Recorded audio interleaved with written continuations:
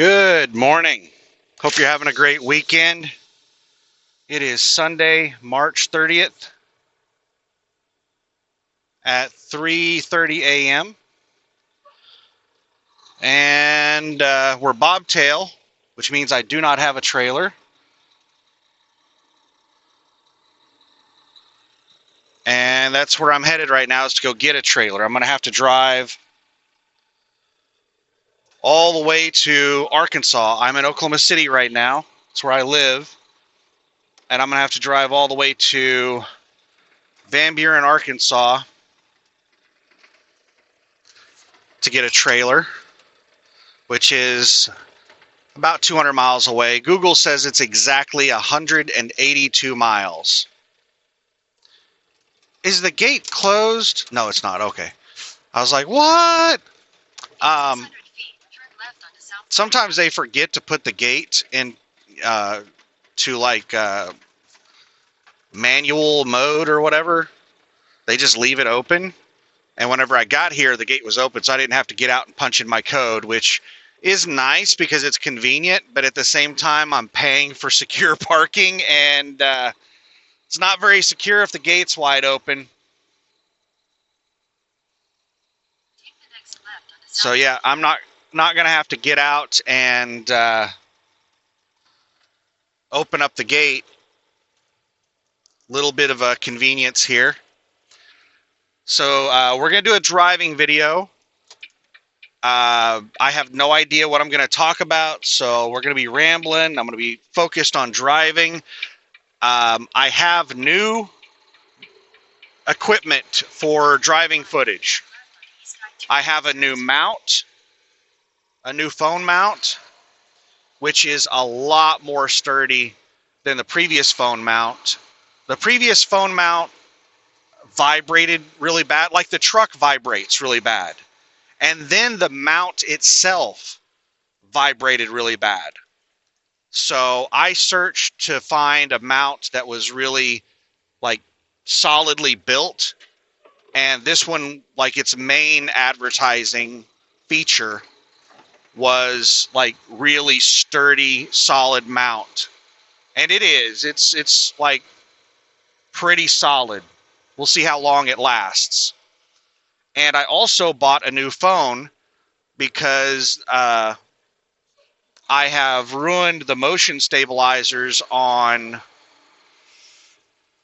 I can't remember if it's 2 or 3 phones so far. But yeah, because of doing driving footage and there's so much vibration in the truck, it just wears out the motion stabilizers in the phones. And my main phone and my secondary phone, I can't do driving footage with them anymore because they just shake so bad. You'll get nauseous trying to watch it. All right, I'm going to let this person go. They didn't look like they were going to. It's a motorcycle. Well, I flashed them and they flashed me. They did not want to go in front of me. They were hauling some butt. I wasn't even sure they were going to stop.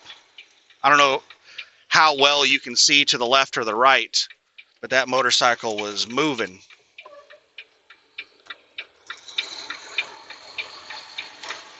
So I flashed them to go, and then they shook the, I don't know if you can see it, but they shook the front of the motorcycle left and right like they were shaking their head no.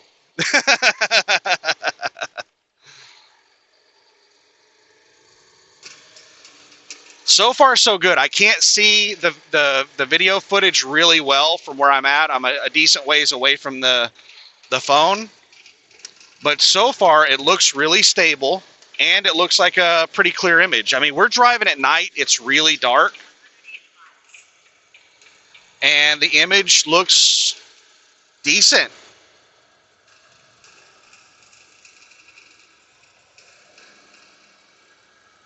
Like, it's looking good. It feels good to be back out over the road. I am Not tired right now, but I did not sleep much at all last night. Uh, Several reasons. One is like I did not do a good job of flipping my sleep schedule. I was on kind of a daytime schedule and I needed to flip it to a night schedule. And I went to bed early Friday, but I ended up laying there for like 4 hours before I fell asleep. And then I tried to wake up at midnight so that I could get on this sleep schedule because I wanted to wake up at midnight tonight. And I woke up at midnight, but I didn't feel like getting out of bed. It was so comfortable and I was tired and I just kind of laid there and I ended up falling back asleep. And I didn't wake up until like 4:30, 5 a.m. And then I just laid in bed still tired. And it's just not necessarily tired, but like it was just so comfortable. It was like perfect. You know how when you wake up and the temperature is perfect, you got the fan blowing on you. It's like everything is just right. And are you serious? Like we're the only two people on the road and you're going to make this dangerous by trying to race to get in front of me? They have a really long on-ramp here. They need to figure out how to merge. I'm not even sure they're getting on the interstate. They might be taking this exit.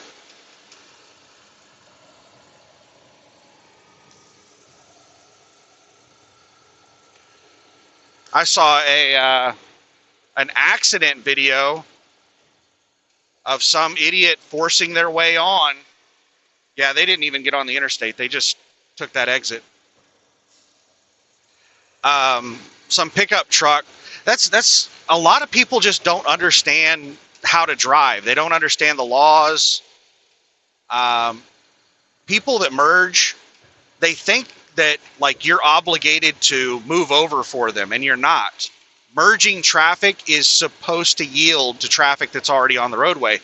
I think that they need to start putting yield signs on every single on-ramp because people are supposed to, like, it's part of getting your driver's license is you're supposed to know these things. But people don't know these things. So I think we just need to put signs up on every on-ramp. Just put yield signs on every single on-ramp because people just don't know how to drive.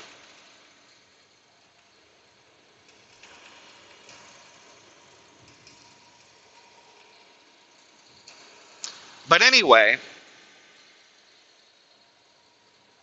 what were we talking about before that person came up on the side of me?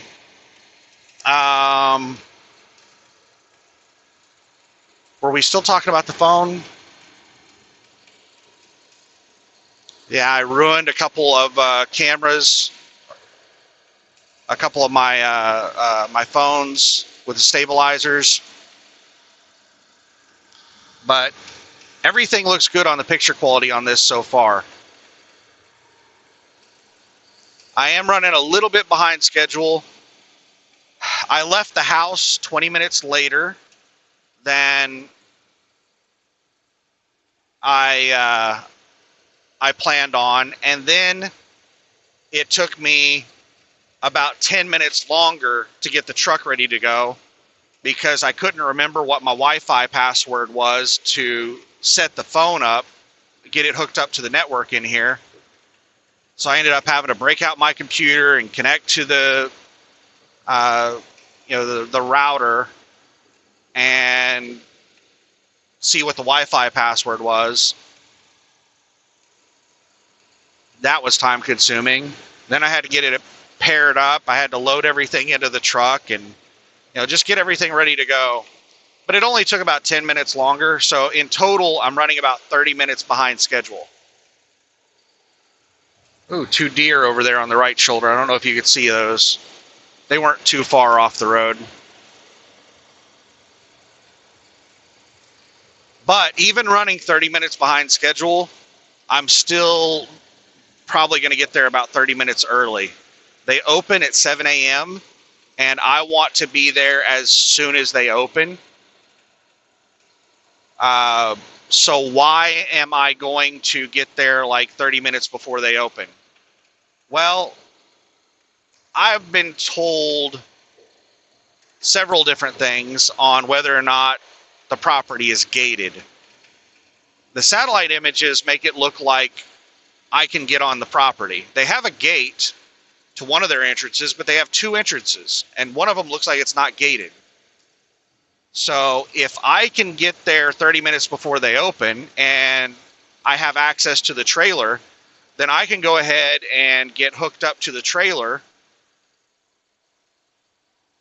and do an inspection and be ready to roll. And then whenever they open up at 7 a.m., all I've got to do is get the paperwork from them, and then I can take off. My trip plan is that I'm going to be out of there by 8 a.m. But if I get hooked up to the trailer before they open, then I can get out of there almost an hour early. I might be out of there by like 10 after 7.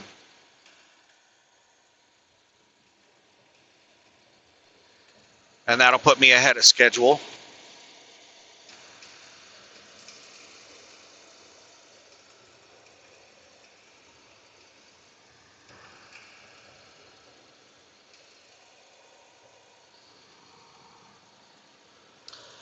Uh, 3:41 a.m. Sunday morning. Oh, traffic's going to be awesome. Traffic should be amazing the entire drive. Well, driving back across Oklahoma City, traffic might kind of suck. The traffic all the way to pick the trailer up should be good. The traffic all the way back to Oklahoma City should be good. Driving through Oklahoma City, I'm probably going to hit a little bit of traffic. It shouldn't be crazy. And then once I get to the other side of Oklahoma City, traffic should die down again. And I'm not going to be able to make it all the way to Amarillo, and I still haven't picked out a spot to stop. I'm going to be stopping somewhere in western Oklahoma, but I cannot stop in Sayre, Oklahoma, because apparently it's a crime-ridden... Sorry, I'm watching this car passing me. It's a thievery metropolis. It is... There are only two places that I was told by the agent that you cannot stop. In the entire United States, there are two places that you absolutely cannot stop. Everywhere else is just be careful. Avoid these areas if you can. But there are two places in the email that they said absolutely under no circumstances are you allowed to stop at these places. And it's West Memphis, Arkansas, and Sayre, Oklahoma.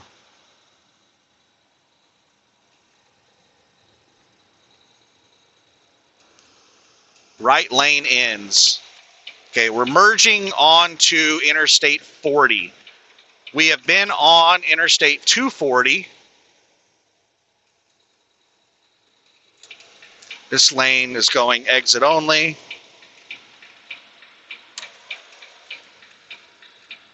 And now we're on Interstate 40 on the east side of Oklahoma City.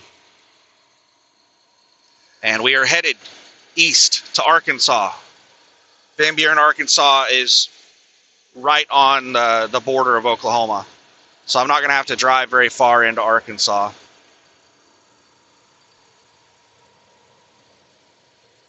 Oh, damn it. I just realized that I forgot to put my damn IFTA stickers on. I just keep forgetting to do that. I was going to do that whenever I got the DOT inspection. I was going to do that whenever I came out to do something else on the truck. Like, there have been 2 or 3 situations where I was like, oh, I need to put my IFTA stickers on. And I've just either forgotten or it didn't go as planned. Like, whenever I got the DOT inspection on the truck, my expectation was that I was going to have to wait for 30 minutes to an hour to get into a bay. And I didn't. They rolled me right into a bay. I was going to put the IFTA stickers on while I was waiting. So now I have a decision to make. Do I risk going across the border into Arkansas without my IFTA stickers? Or do I stop and put the IFTA stickers on?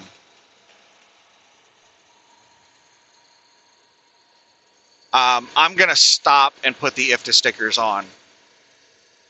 The only ticket I have ever gotten in my life in a truck, I've actually gotten 2 tickets in my life. One of them was a speeding ticket in my personal vehicle, and I was technically speeding, but the cop lied. The cop gave me a 15 over ticket. The speed limit was 45. I was going 51 miles per hour, and the cop gave me a ticket for 60. They just like guessed at how fast I was going. What happened was there was a vehicle stopped at a stoplight, and the light turned green just as I was coming up to it, so I didn't have to slow down for the stoplight. I went through the stoplight at 50 miles an hour, and the other vehicle was only going about 15 miles per hour because they were completely stopped and just started rolling. And then a cop came up over a hill, and he saw how much faster I was going than the other vehicle I was passing, and he just assumed he was coming from the opposite direction, and he threw his lights on immediately as soon as he came over the hill, and he just assumed I was going 60, and that really, really pissed me off that he gave me a 60 ticket. But here's the thing. The cop wrote down my license, my driver's license number incorrectly, so the ticket never actually showed against my license. And my thought process was, if I go to court to fight this, then they are going to correct the license. It was a $150 ticket, and I just paid it online, no low contingere, no contest, and it never even went against my record. It was, they put it against the wrong driver's license number. So technically, I never had that speeding ticket. But that still pisses me off that that cop lied about that. The only other ticket I've ever had in my life was when I was driving truck in the early 2000s, like 2003, 2004. I had a brand new Volvo. I just started with a company based out of Phoenix, Arizona, and they gave me a brand new Volvo when I started with them. It had paper plates on it. It did not have the real plates yet.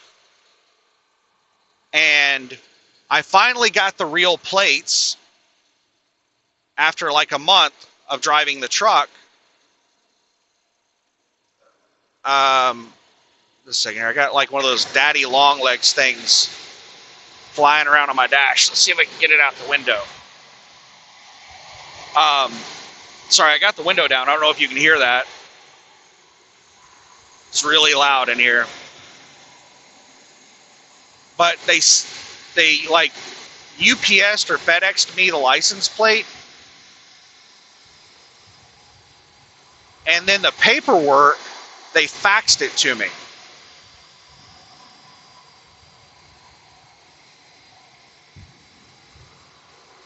So I had a faxed copy of the registration, and at the top of the registration it said, you must carry the original registration in the vehicle at all times. So I contacted them about that, and I said, I need the original. I can't have a faxed copy. And they said, no, it's fine. And I was like, no, it says right on here, I need the original. And they told me that it would take like 2 weeks to get me the original, and they didn't want the truck sitting that long because the person that handles the paperwork in Salt Lake City was on vacation, and she wasn't going to be in the office for another like week or two.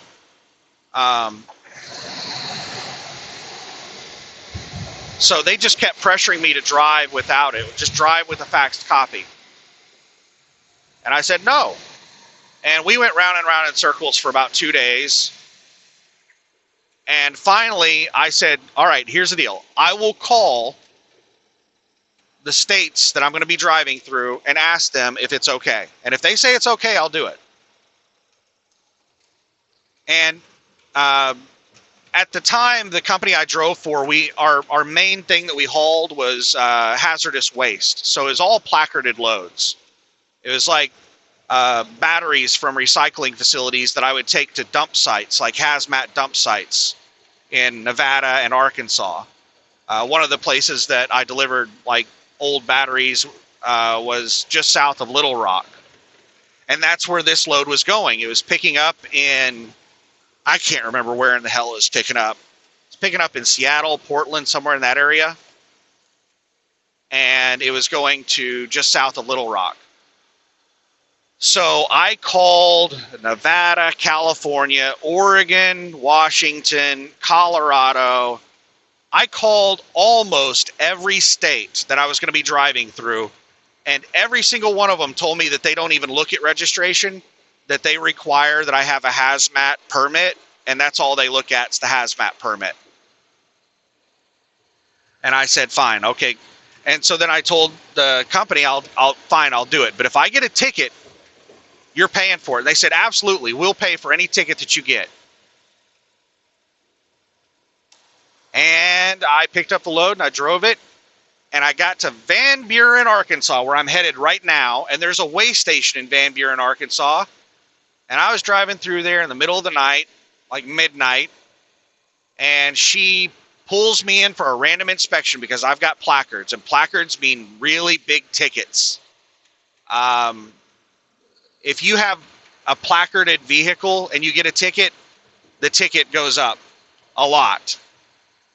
So she pulls me in and tells me to bring in my paperwork. So she's just doing a random paperwork check. So I bring all my paperwork in and she starts flipping through everything. And then she pulls out the registration and she goes, "Is this a copy?" And I said, "Yeah." And she sets it down and starts writing. $700 and something ticket. And I said, okay, what's the situation now? Am I out of service? Can I drive? Like, what's the deal? And she said, you can go ahead and go on. And I said, well, what if I get stopped again? And she said, well, if you get stopped again, just show them this ticket and, we won't give you another ticket. We'll give you time to fix this. And so I went ahead and delivered the load south of Little Rock. And then I went to I think it was a Flying J truck stop in Little Rock. And I parked the truck and I said, this thing is not moving until you guys mail me the original. And I told them that I received a $700 something ticket and they're going to pay it. And they didn't want to talk about it. They did get me the paperwork.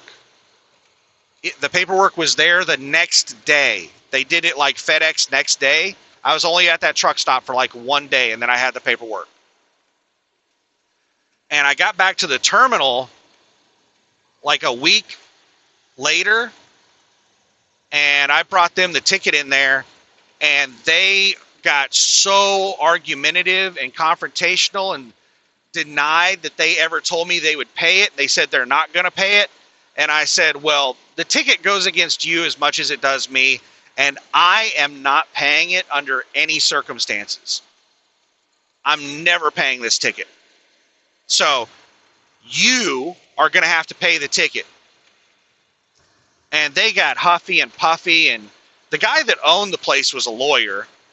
I didn't talk with him. So the ticket ended up getting paid as far as I know. Honestly, I got to the point with that company. I had a whole bunch of issues with that company. I had issues with them paying me. I had issues with them reimbursing me. Like, they would have me pay out of pocket for repairs on the truck. And then they would tell me they would reimburse me. And then they would argue with me about reimbursing me. And it was a fight. Every single payday, it was a fight. I only worked with them for like 3 months. Because every single payday, I had to fight with them about getting reimbursed. They were so incredibly unprofessional. And I think that they were not financially, I think the reason they were always arguing with me about reimbursement is because they were not in a good financial situation. The reason that I was having to pay for repairs on the truck is because none of the places would accept their credit accounts. All their credit accounts were maxed out, and all their credit accounts were either maxed out or defunct. So they couldn't, like, they didn't have any form of payment that any of these shops would accept. So they would just tell me to pay it out of my own pocket, and then they would reimburse me. So, yeah, that's the kind of shady crap that happens in this industry. And, like, there were a whole bunch of issues with that company, not just the reimbursement stuff. There were also repairs that they would refuse to do. Like, I got a little fix-it ticket. I don't consider it to be a real ticket, but I got a crack in the windshield driving across Nevada. And when I went, I was, on my way to like Seattle or Portland. I was cutting across Nevada from I think I was going from Phoenix to Portland or something like that. And I got a crack in the windshield across Nevada. And then the California Way Station gave me a fix-it ticket over the cracked windshield. And the company refused to fix it out over the road. They said they would fix it whenever I got into the terminal. And I didn't get into the terminal for like a month. And one other thing is that I just remembered that I did not get the fix-it ticket right away. I drove around after getting that crack for almost a month before I finally got the fix-it ticket. And they were refusing to get it fixed out over the road and just said they'd fix it whenever I got into the terminal, and I didn't get into the terminal. And then finally, after like a month, I got a fix-it ticket. And I told them that either you fix it out over the road or you get me a load to the terminal right now.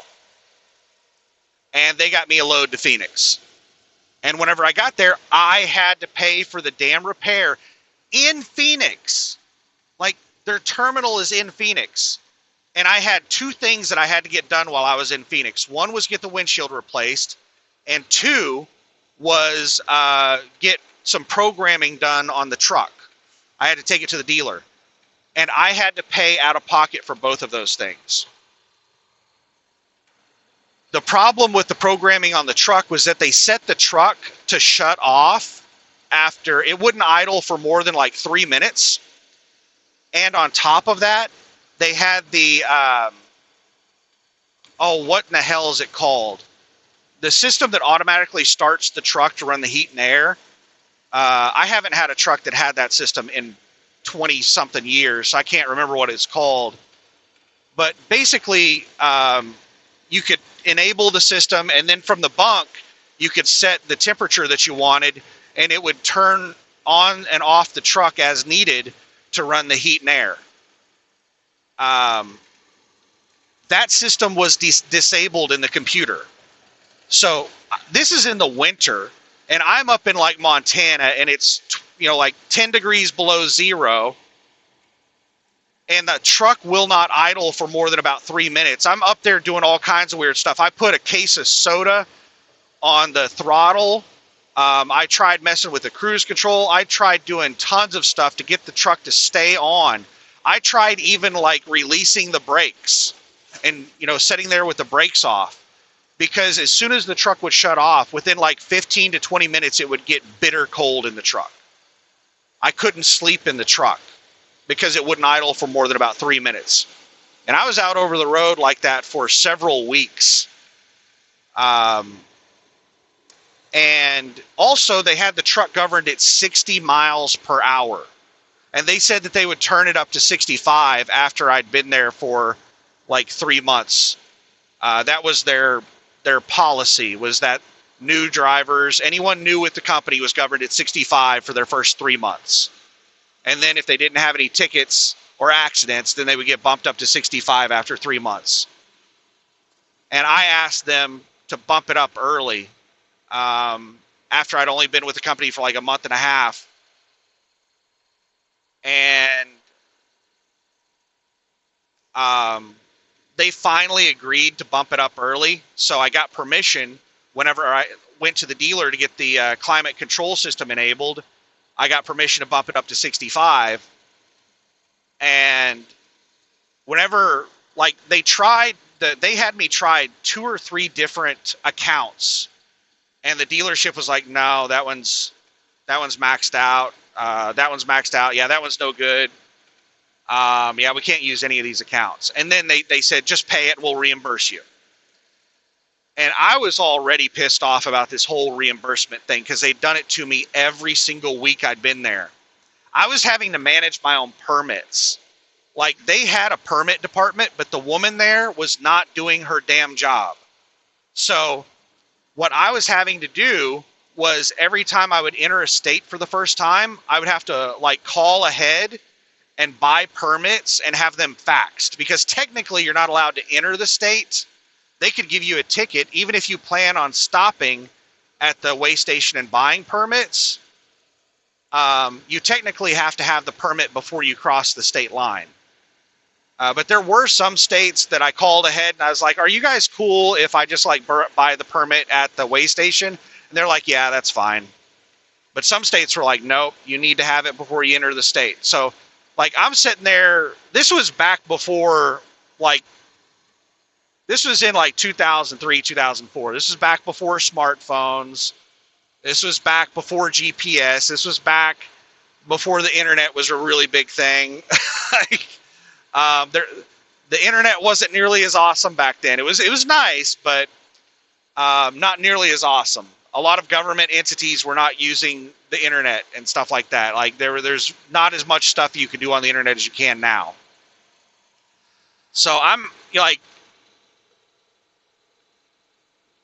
at the truck stop dealing with getting faxes and permits and, you know, all that crap, managing all of my own permits. It was, oh my God, it was a nightmare working for that company.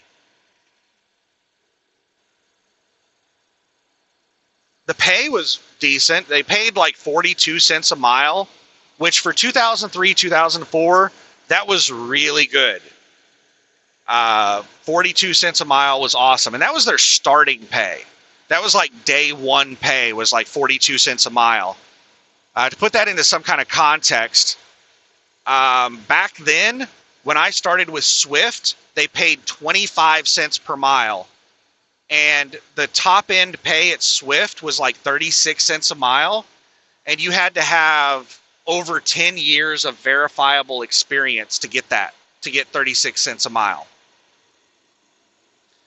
So 42 cents a mile was pretty awesome. I think UPS was paying 50 cents a mile, and they were one of the highest paying carriers in the country.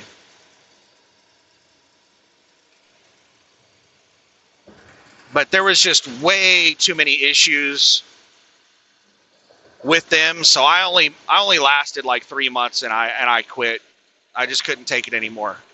There's way too much drama. Oh, but anyway, finalizing the whole computer programming thing. So I had them enable the climate control system in the sleeper, bump the governor up to, I think I had them bump it up to 66. Like, I'm fucking paying for it, so I'm the one calling the shots. And I had them disable the idle shutdown. So that's how pissed off I was at the company. Was I just said, fuck it. I'm setting the truck up the way I want. I wanted that extra 1 mile per hour so that I could get around the other 65 mile per hour government trucks and not be doing the snail race where one of us is going like a tenth of a mile per hour faster than the other.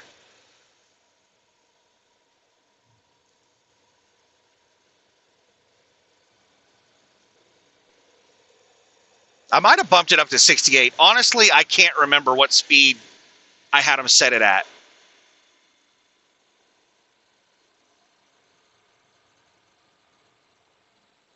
Oh, let's turn on the bright lights. I don't really get many options. There's the brights. Can you even see that in the mirror? I have like stadium lights on this truck. They are LEDs. My regular LEDs are as bright as most people's high beams. and my high beams are like stadium lights, but I hardly ever get to use them because, and now we're back to normal. I don't know if that made a difference in the video, like how well you could see. I don't turn on my high beams if I can see headlights or taillights, because if I can see headlights or taillights, then they can see my headlights.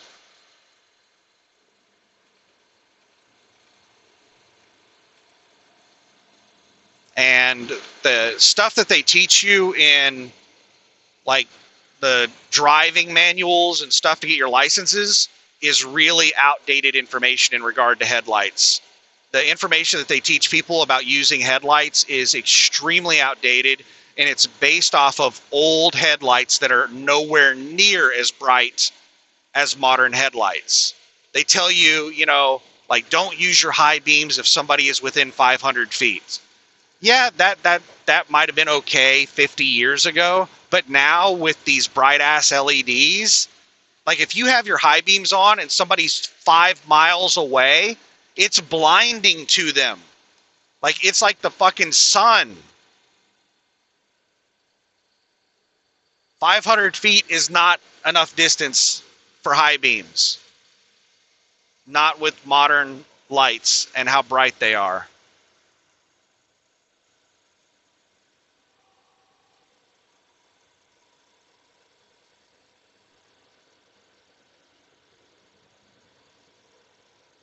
Which, speaking of, I'm really surprised at how few people are driving around with their high beams tonight. Usually when I'm not driving at night, it's like every other car has their high beams on. It's like, you people should not be driving at night if you cannot drive without your high beams on. Like, if you need your high beams to see, number one, you probably shouldn't have a driver's license. And number two, you definitely shouldn't be driving at night.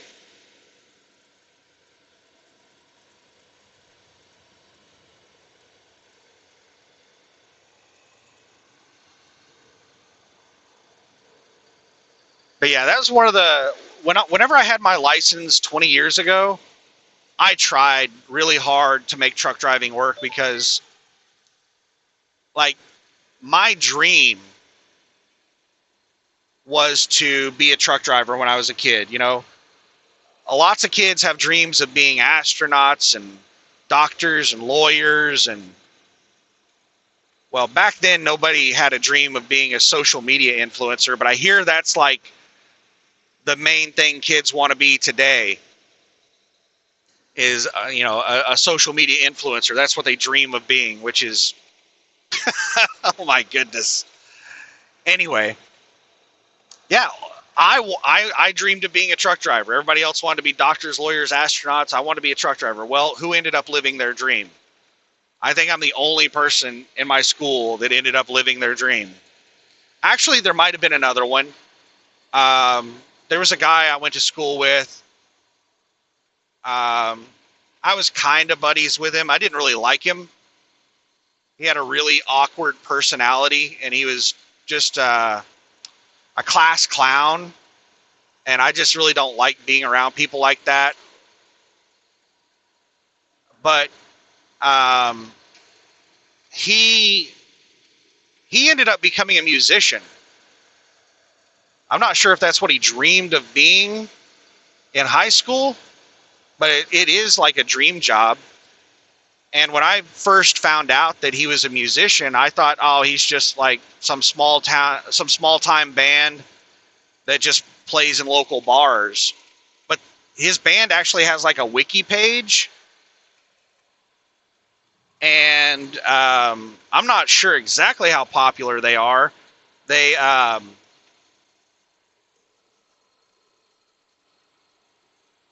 on their wiki page, they have like it talks about how they have like a top 10 record or something like that, or like I don't really understand the music industry, so I don't know how big of a deal it is to have the accomplishments that they have. They have several accomplishments listed on their Wikipedia page, but I really don't know what they mean. They're a country music band. They're called the I think the band name is Turnpike Troubadours. Turnpike Troubadours.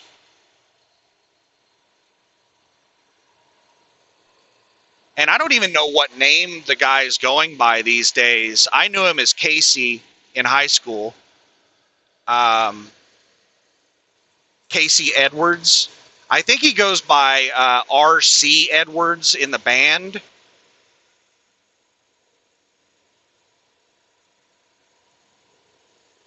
I don't know what his I think his first name starts with an R and his middle name is Casey with a C. And he always went by Casey in school, but I think he goes by RC now. It's weird how some people want to reinvent themselves after school. I had a buddy of mine that, what in the hell was his name?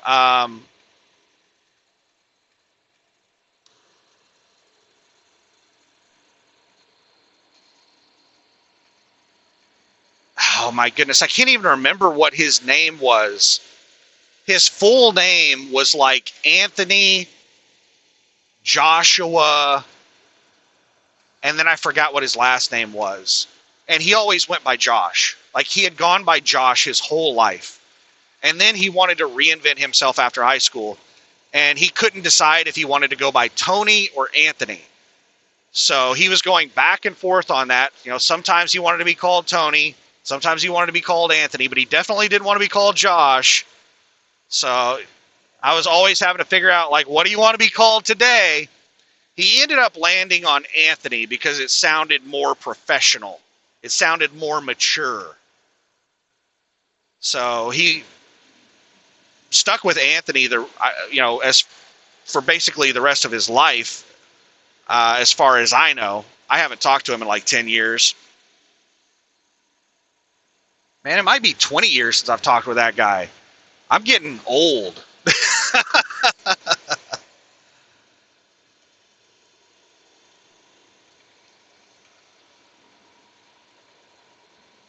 But yeah, my dream was to be a truck driver out of high school. And it's really hard to get into trucking at 18, so I had to go do other things.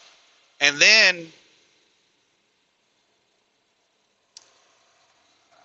I finally got into trucking after I turned 21. I can't remember exactly. I think I was like 23 whenever I got my CDL the first time. I think it was in 2003.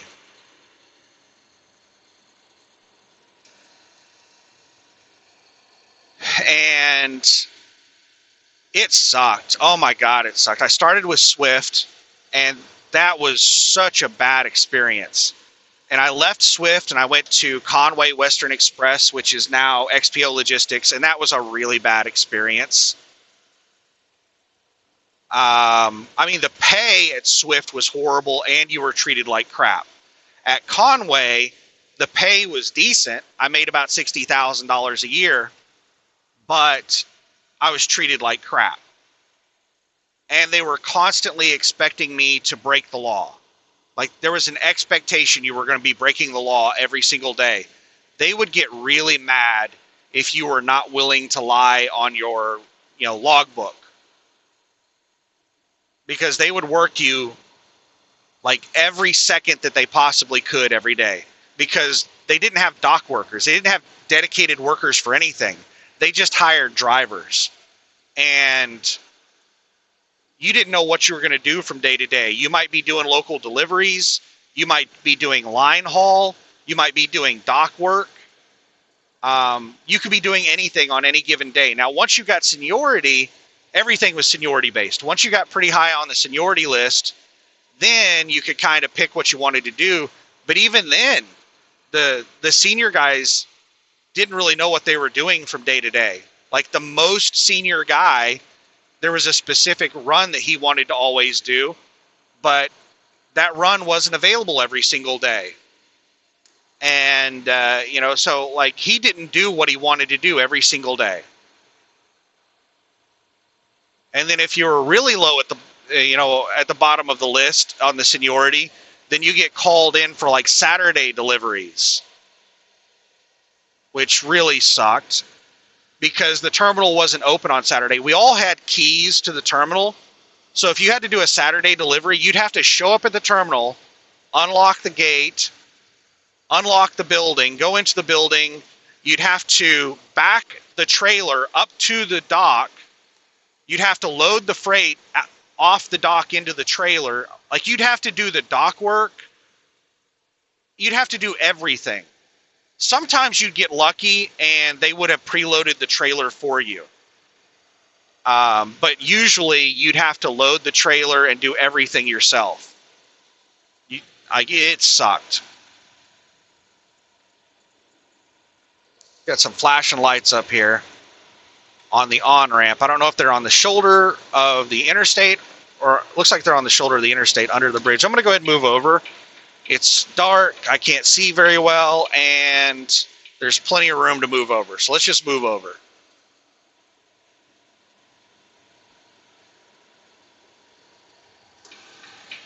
I couldn't tell what was going on with that four-wheeler.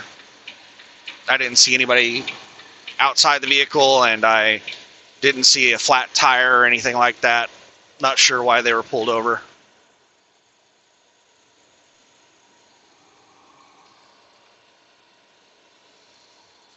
But I hated Conway, and after Conway, my next job was the one that I just talked about, that place out of Phoenix.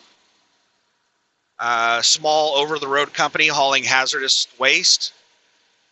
And then I left that job, and I had a friend of mine that was the manager of several companies. He was like the manager of the managers. He was really high up at a company in Dayton, Nevada, which is south of Reno. It's just east of Carson City, Nevada.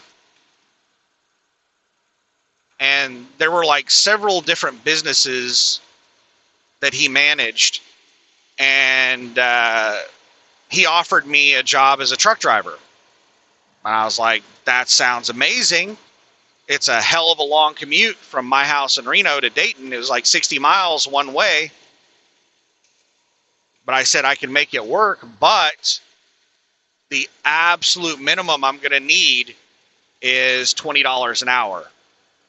And I'm going to be scraping by at $20 an hour. If you only pay me $20 an hour, then I'm going to need some overtime occasionally. Because at $20 an hour, that I'm going to be living paycheck to paycheck, just barely existing. And he said, I'll see what I can do. And I hit him up like a month later. I was like, well, were you able to do it? And he was like, yeah, we're definitely going to make it happen. And so I quit that job with that Phoenix company that was not paying, well, that was fighting me on reimbursements and making me pay for everything. And I was expecting that I was immediately going to go and work for this guy. But I sat there for a week, and he was like, yeah, just give me a little bit of time. And then week 2, and then by the time we got to week 3, I was like, man, I need a job now. And he's like, okay, you can start on Monday. And he just told me to show up on Monday. And I showed up, and what the deal was he was going to fire like 4 people to free up salary to pay me.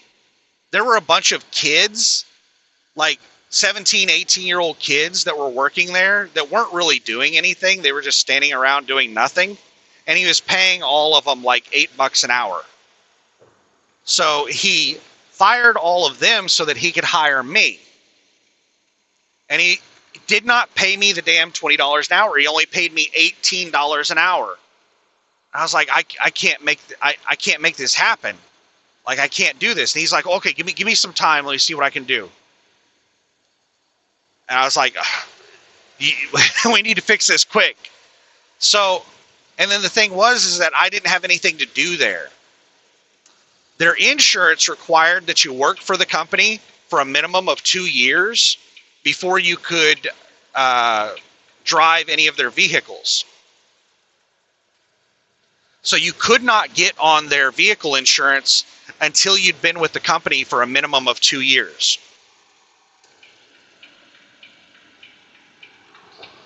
And I was like, what's the deal with that? And they didn't even have any CDL required trucks. And he was like, it's fine. I'm like, you're going to just let me sit here and do nothing for 2 years? He's like, yes. Like, are you serious? It's like, yeah. We're planning on, having CDL stuff in the future. And we plan on getting a CDL truck. We're probably going to end up renting it or leasing it, not buying it. But that's what you're here for. I was like, oh my God, I'm going to sit here I'm going to come in every day for 2 years and just do nothing. I felt so bad because I was in this building that had several different departments. They had a department for granite work where the guy was like grinding granite tabletops, like countertops for kitchens and stuff like that. He was doing granite work. And then there was another department that had one of those cutting machines that was water, and I think it was sand or air, but that's what they used to cut the granite to size. And then they had another department that was cabinetry, and then they had another department that was welding, and then they had a powder coat machine. Like, they just had a whole bunch of crap in this building, and that's the building I worked out of. And I didn't know how to do any of those things. And each department only had between 1 and like 5 people working in it. So like the granite department was just one guy. And that's where I hung out all the time, was the granite. I hung out with the granite guy all the time. And I basically just screwed off and talked with him all day. And I would, he would try to teach me how to do granite stuff.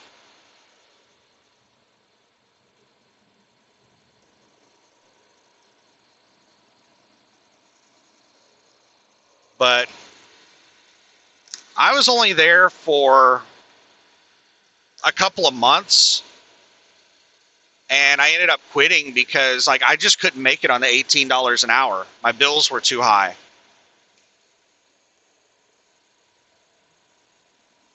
And this was back during the housing boom of the early 2000s.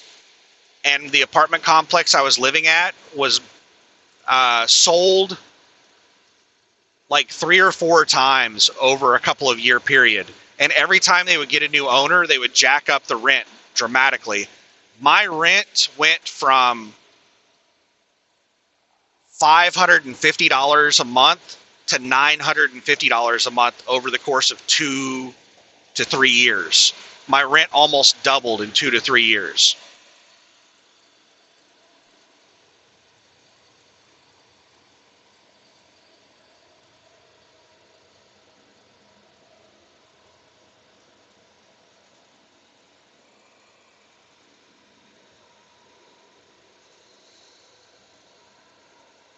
But I quit for several reasons. One was because, I just couldn't make ends meet with that job. And I was scared of getting fired at any moment.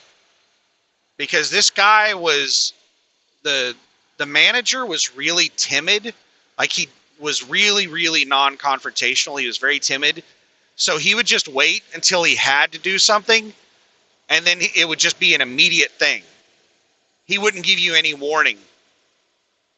So I was just afraid every day that today was going to be the day he would tell me that, he can't keep me on. I didn't feel any job security because I wasn't doing anything. Also, I found out that I was paid more than everybody else. The department heads were the guy in the granite department. The department head of the granite department was making $13 an hour. The highest paid department head was making like $15 an hour. And the manager of that building was making like $16 an hour. So I was making like $2 an hour more than the second highest paid person in that building, and I wasn't doing anything.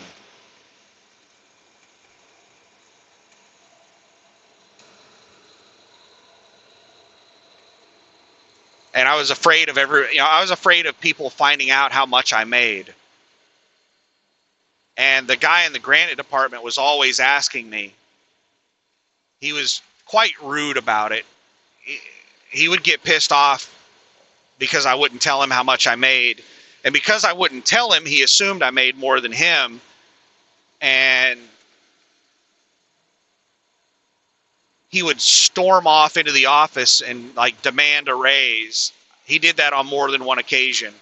It's like, I know that guy's making more than me. I'm the lowest paid department head. And I'm the most skilled worker in here. He had a really bad attitude. Of course, he was the lowest paid department head by a couple bucks an hour. But he was a really young guy. He was like the youngest guy in there. I was like, I don't know, 25, 26, somewhere in that area. And he was like 20. And he was the granite guy. Almost everybody else that worked in there was like 40.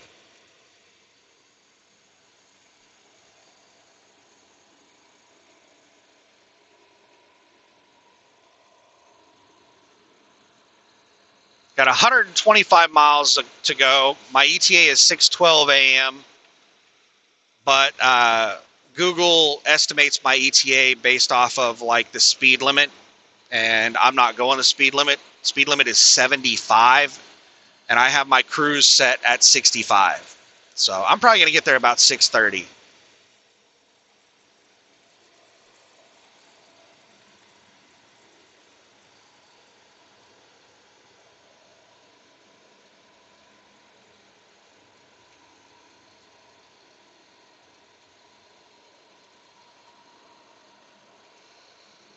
But yeah, after I quit that job, I just gave up on trucking.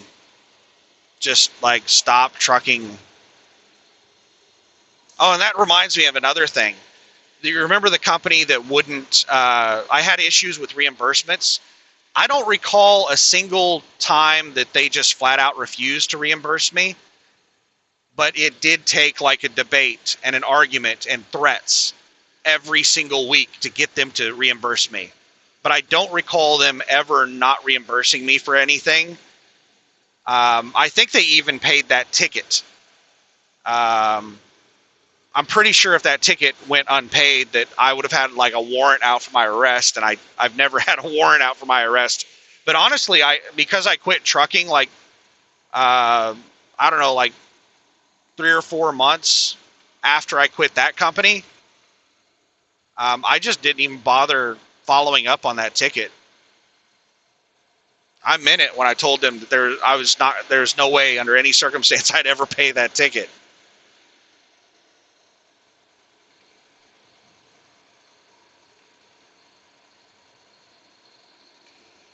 But whenever I quit them, they threatened me to put something on my DAC, my drive-a-check, which is like your trucker credit report. They threatened to put a vehicle abandonment on my DAC if I quit them.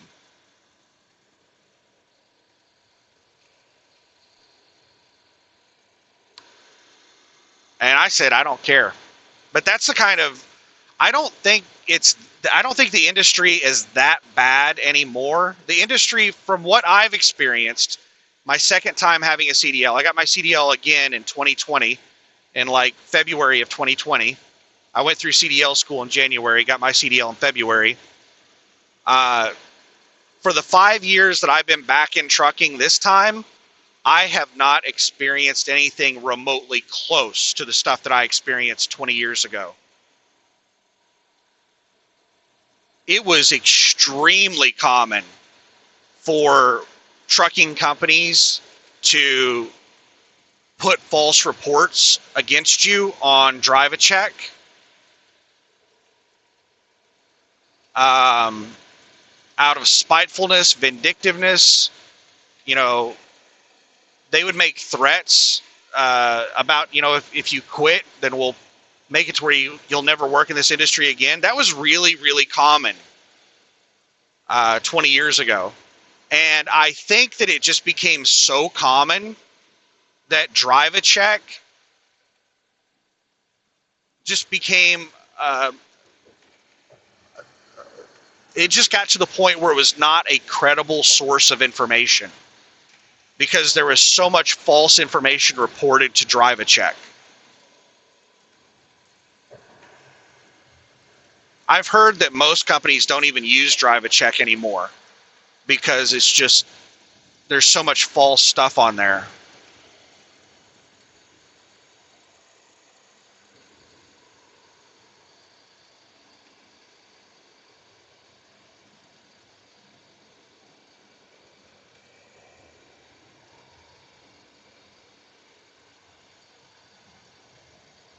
This second here, this truck just passed me, and we're going up just a tiny little hill, and they're dropping speed, and I don't want to play leapfrog with this truck.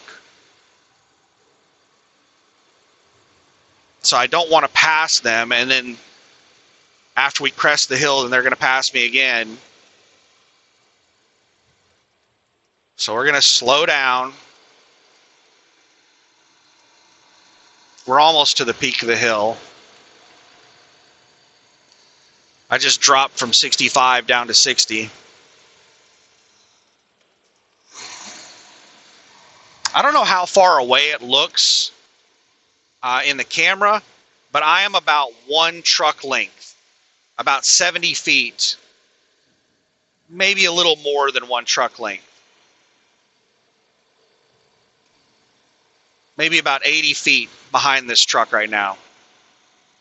All right, now we're starting downhill. And there they go. All right, turning the cruise back on. Now we're doing 65 again, and they're pulling away.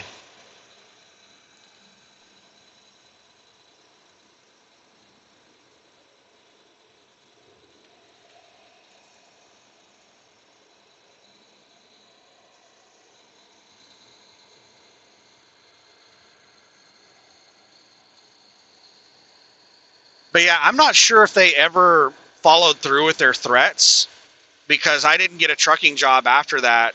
I quit the industry in like 2006 or 7. And by the time I got back into the industry in 2020, like anything on my driving record from back then would have been gone. The drive a check is held to the same standards as like credit reporting agencies, where they can't keep stuff on your record for more than 7 years.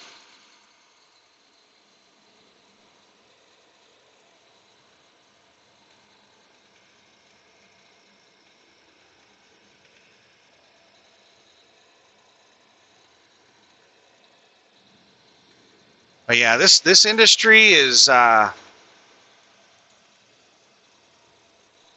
lot of drama, but it's a lot easier and a lot better now than it used to be.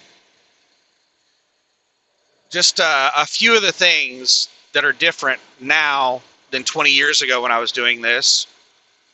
One, trucks in general have a lot more power now. They can pull mountains much better.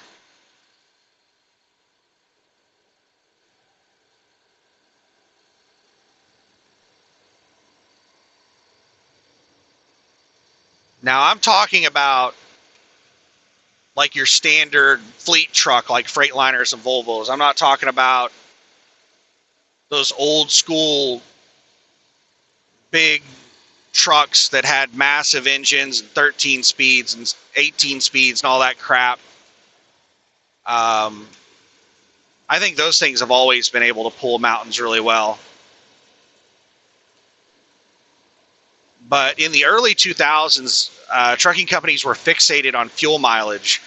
So they started buying trucks that were really low horsepower, and they were the gearing, like the ratios were designed for flat land fuel mileage. So they were just gutless on mountains. The company trucks that I've seen since I've been back in the industry this time, they are spec'd much different than they were 20 years ago. They're actually spec'd for like general use, mountains and flat land, not just all in on flat land fuel mileage. So that's one of the differences that I've noticed. Another one, GPS. Oh my goodness. Google Maps and everything else that we have access to makes this job so much easier than it was 20 years ago. 20 years ago, we would get turn-by-turn routing on the Qualcomm. So this line-by-line text message, and I would have to copy that down onto a piece of paper, and I had this big-ass map book that I would have to reference.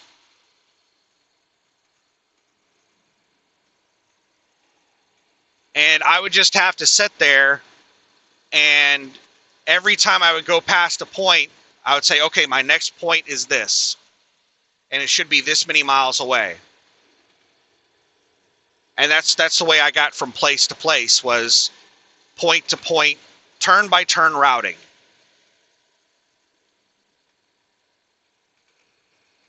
And there were lots of times where I would get turned around in a city and end up getting on the wrong road, and I'd have to pull over at a rest area or something, pull over on an on-ramp, break out the map, and look at my turn-by-turn and try to figure out where I was at. Like, it was a lot harder to get from point A to point B 20 years ago than it is now. Now it is so incredibly easy. Another thing, 20 years ago, automatics were extremely rare. There were a few automatics in the industry 20 years ago, but they were extremely rare. Now, automatics are the standard. It's hard to find a manual transmission these days. I've heard trucking companies say that they're going to stop making manual transmissions, and you're going to have to like special order a truck to get a manual transmission. I heard that rumor 5 years ago.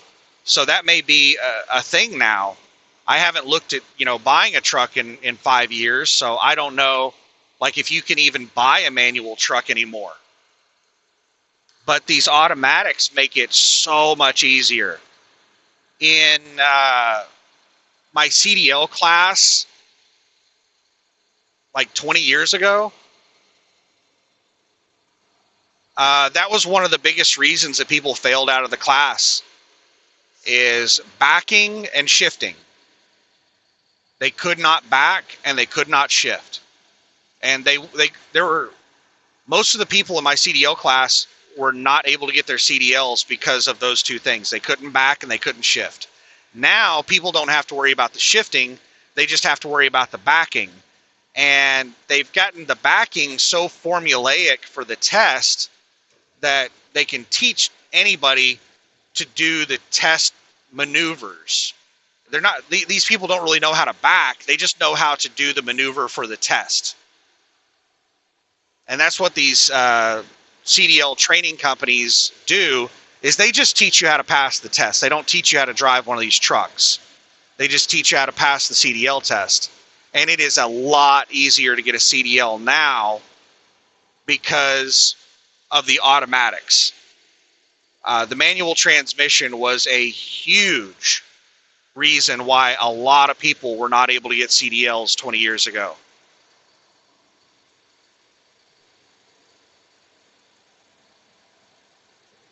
What else has changed? Well, pay has changed dramatically. It's basically doubled over 20 years. How truck drivers are treated has changed dramatically. The way I was treated at truck stops 20 years ago was really, really, really bad. The food in at the truck stops, it was really common for the food to like have mold on it. because they just wouldn't take it out of the warmer trays, the warming trays and stuff. Like the food at truck stops was really, really, really bad. There were some truck stops, like the Iron Skillet had a buffet, like a salad bar thing.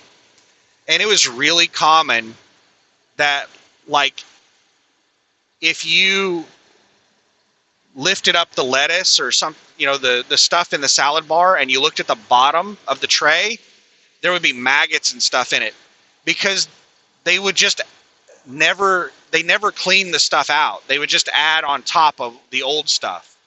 They just kept adding on top of the old stuff over and over and over and over and over again. And the old stuff would start rotting. Like, truck stops were nasty 20 years ago. They're still, they're not perfect. There's still some nasty truck stops, but it is a huge improvement from 20 years ago. And also how you're treated at truck stops is a huge improvement. Like 20 years ago, the people working at the counter, the truck stops were extremely understaffed, and everybody you interacted with at the truck stop was really, really rude. Now the truck stop employees are like overly nice at most truck stops. Like, they are extremely nice. They come across as fake because they're so overly nice.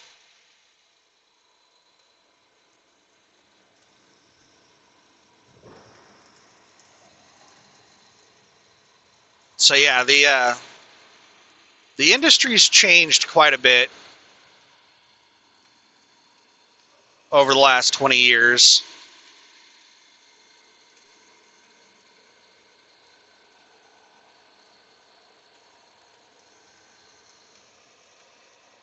Oh, great. Person behind me can't drive without the brights on.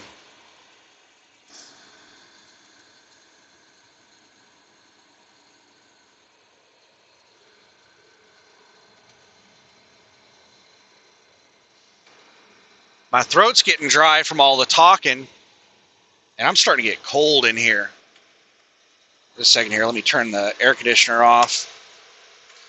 I think it's pretty cold outside. It's 59 degrees outside, but I was having to run the air conditioner because it was like 73 in here, 74.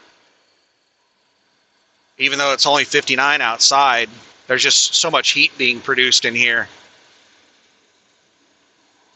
But now, let's see what the temperature is. It's 62 degrees inside the truck. Should warm up a little bit. I turned the AC off. And I'm thirsty. Oh, they turned off their brights. Yay. They're about a quarter mile behind me.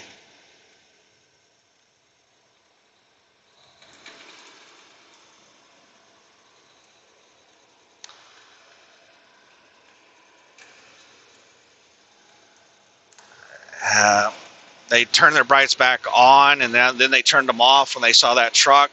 Their brights are off at this moment, but this person is just like constantly turning their brights on and off.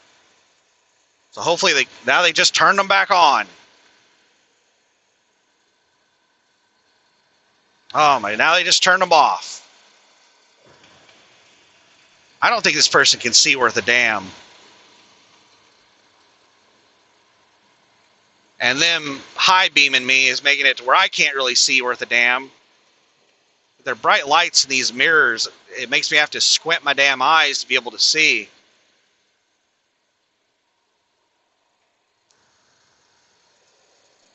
They should be around me in the next 30 seconds to a minute. Probably about 300 to 500 feet behind me right now.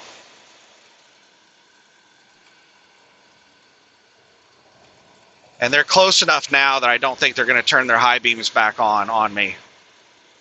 But I could be wrong about that. I've had people right alongside me turn their high beams on.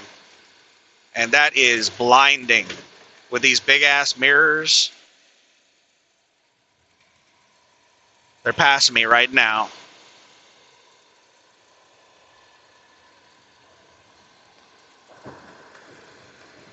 they're watching a movie. That's probably why they can't see. They have a big display in the center of their dash that has a movie on it.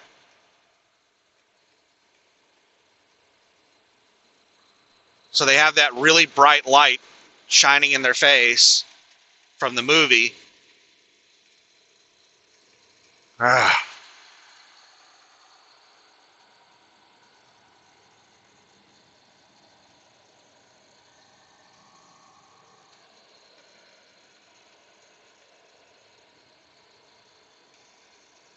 All right, I've been kind of looking for a rest area, but not really.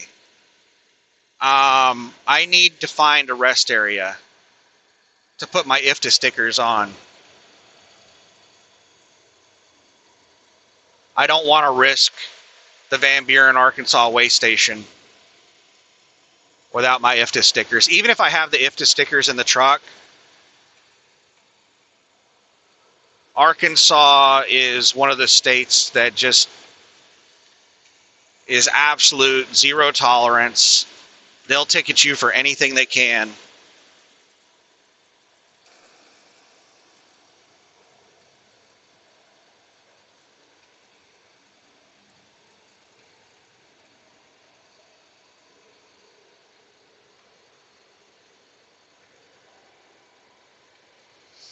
And I think I only have one IFTA sticker on the truck right now, so I'm not going to have to, remove IFTA stickers. I can just slap the new one on. I don't know if it's true, but this is one of the truck stop rumors that I heard, is that you are not allowed to have more than 2 IFTA stickers on your truck at a time. You can be ticketed for every single IFTA sticker over 2. And there are people out there that are really proud of how long they've had their truck or how long they've been driving or whatever. So they collect IFTA stickers on their truck. They never remove IFTA stickers. I've seen trucks with like 30 IFTA stickers. And I was told by somebody that they know somebody, so this is like 10th hand information, but they knew somebody that had, like 20 IFTA stickers on their truck,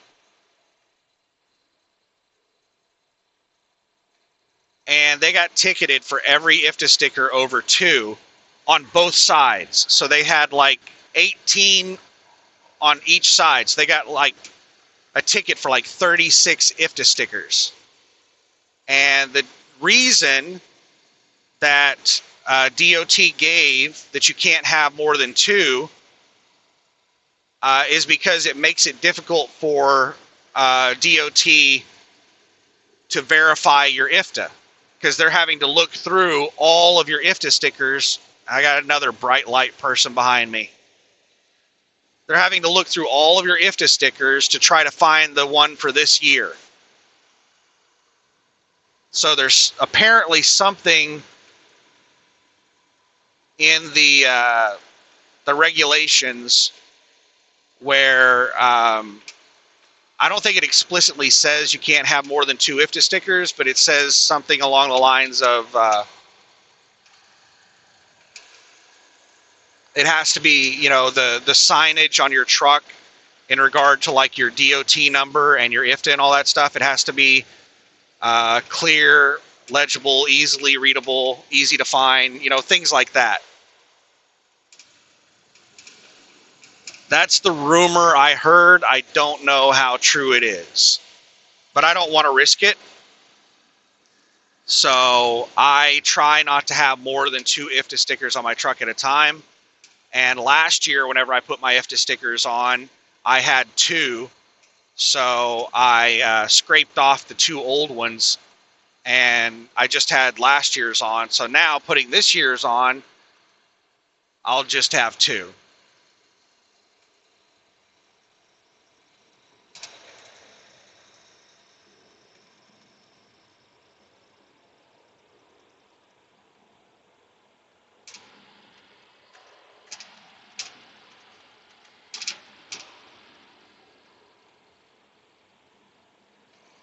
I'm trying to remember rest areas.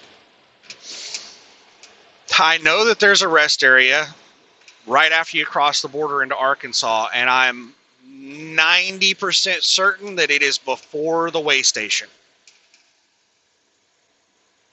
I'm trying to remember if there's a way station, or not a way station, but a rest area in Oklahoma before I get to Arkansas. And I'm not sure that there is.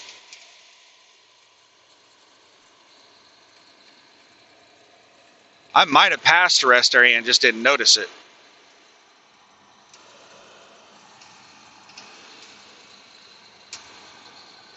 So the phone, the new phone that I got, let's talk about that real quick. Oh, here's the Tulsa Turnpike. No? Is this the one that goes to Tulsa? Or is this the one that goes to, this one that goes south? I think this is the one that goes south.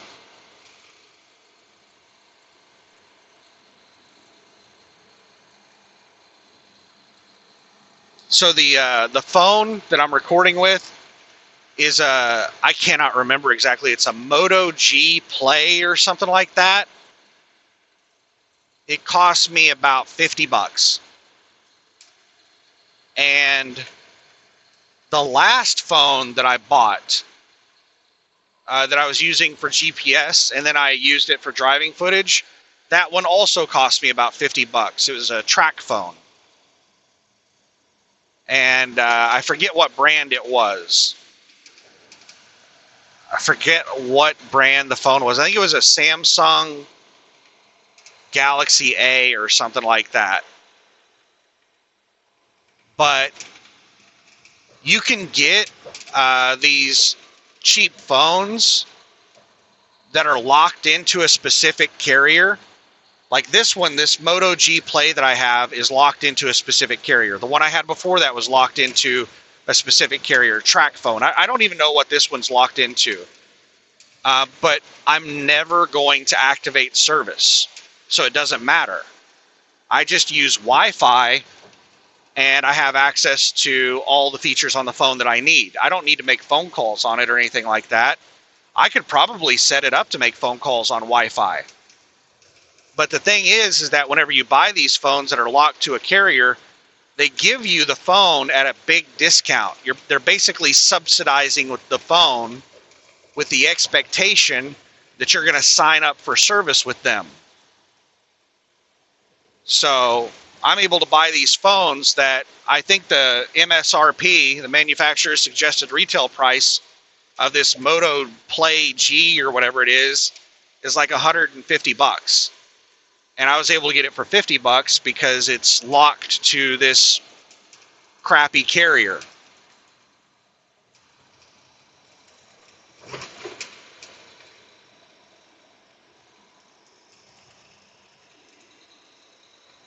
And that's the, ooh, I'm going to get to use my bright lights. There we go, bright lights.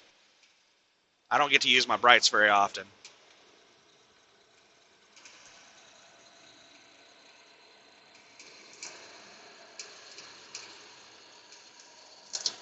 I see somebody. No, that was not somebody coming over the hill. That was my light.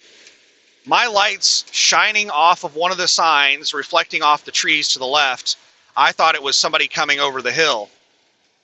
I turn my lights off as soon as I get a hint that there's another vehicle in front of me.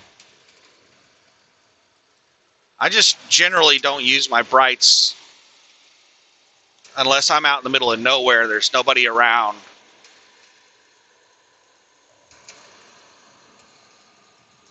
Like right here, the interstates are on two different levels. The east and west, and there's a lot of trees in between us. I could use my brights right now.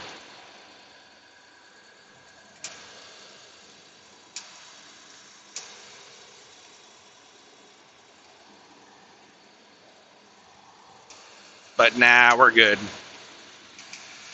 But yeah, whenever I was weighing all my options for, cameras to use for recording, I looked at buying, GoPros. And then there's another brand that is supposedly competitive with GoPro, potentially better than GoPro. Oh my goodness, I can't even remember the brand.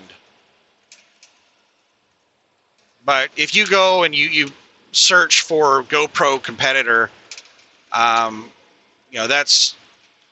there's another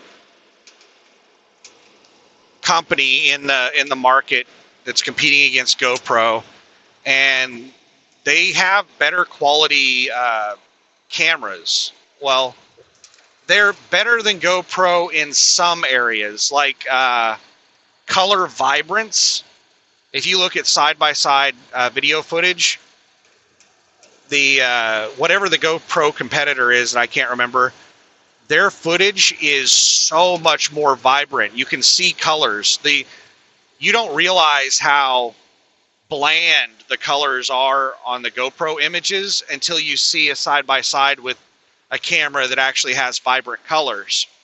Another thing was light, low light areas.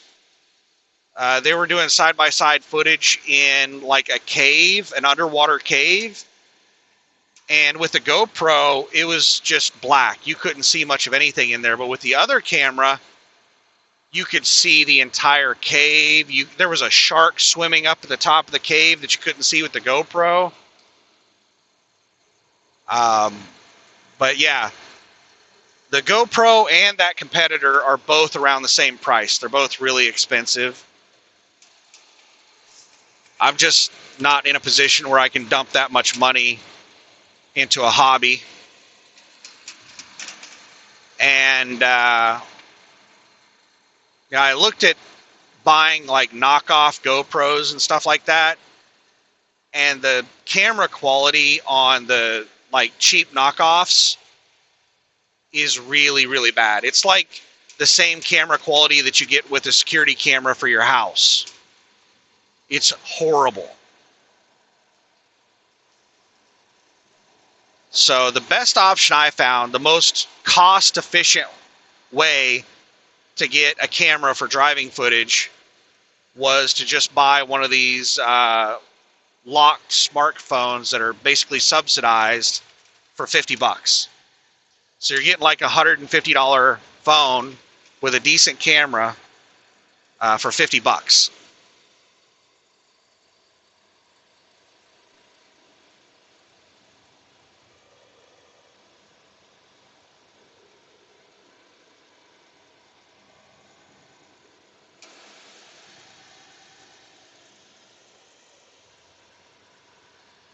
And actually, I think these smartphones are a lot easier to do driving footage with, because I can link them up with my Bluetooth headset.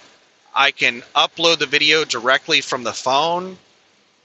I don't have to like move it off of the camera to some other device to upload. It's just, let's use the brights again. Yay. Oh, there's a car on the shoulder. I didn't even see that until I turned my brights on. Somebody coming around the corner.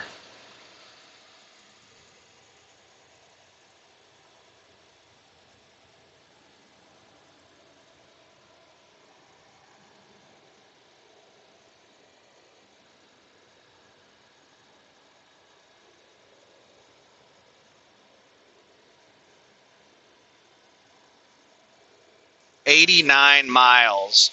ETA is now 6:15.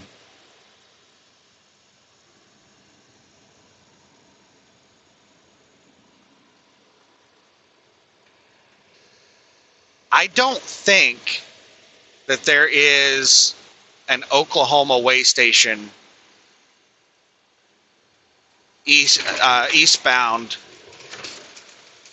near the Arkansas border. I don't think I have to go through an Oklahoma way station to get out of Oklahoma. That's just rare in general. Most states don't have weigh stations exiting the state. They're only entering the state. But there are some that do have exiting weigh stations.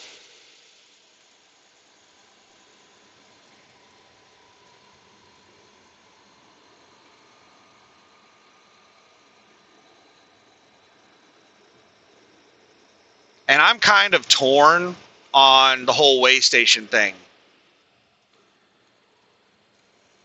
I think that the trucking industry is overregulated to a point that it's basically illegal. I think that the labor laws and everything else, I don't know how they're legally getting away with it, but they're just basically saying that if you choose to be a commercial truck driver, then you are giving up all of these legal protections. The right to, searches, like the government can search your vehicle anytime they want for no reason at all. You're not protected by any labor laws. There's no minimum wage law, no overtime law, nothing. Like, there's so many labor laws and rights that are stripped away from us as truck drivers. I don't think it's legal. They just do it. I mean, the government does things, and if nobody calls them out on it, they'll do illegal things. The government does illegal things all the time. The trucking industry does not have good representation. We don't have a lobbying group or something like that that's working on our behalf, and we're not big enough of a voter block that they care about us. So they just treat us like crap, and we're just, a cash cow for these states. And these weigh stations, I'm torn on these states having weigh stations where they're just arbitrarily pulling us in for inspections. Like, that's not legal for anyone except truck drivers.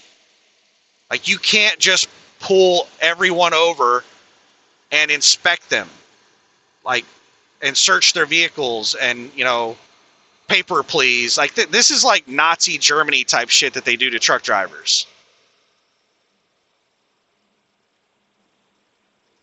So I'm kind of torn on it. I don't think it's technically legal because you can't create a law that supersedes an existing law. You have to change the existing law. So the search, we have it in our Bill of Rights that we can't our vehicles can't be searched, our property can't be searched without due process, without probable cause type stuff. But in the trucking industry, they just ignore the Bill of Rights. And they say that, you waive your Bill of Rights whenever you get a CDL. That's not how shit works.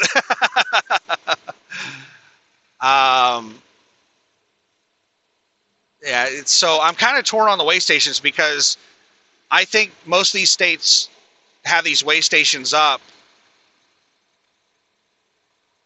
as a way to make money. It's profit for them. It's revenue generating. They're just exploiting the trucking industry for revenue. But at the same time, I'm also kind of in favor of it because of how shady the brokers and the customers and the dispatchers and basically everyone in this industry is, how shady they are about, like, if we didn't have weigh stations all over the place, then it would just become an expectation that you would go overweight. You would haul overweight loads. Back when we were on paper logs, it was an expectation that you would lie on your logs. That was another thing that was a big difference in the industry between now and then, is back then you were expected to lie on your logs So they did not care about load and unload times. Just they expected you to just figure it out with your logs. Now with the ELDs, load and unload times are really fast. It was extremely common for it to take 8 hours or more to get loaded or unloaded 20 years ago. Now, it's uncommon for me to have to set for more than 2 hours getting loaded or unloaded. Anything over 2 hours is really rare. But 20 years ago, like 8 hours or more was common. There were places where it would take days to get loaded or unloaded.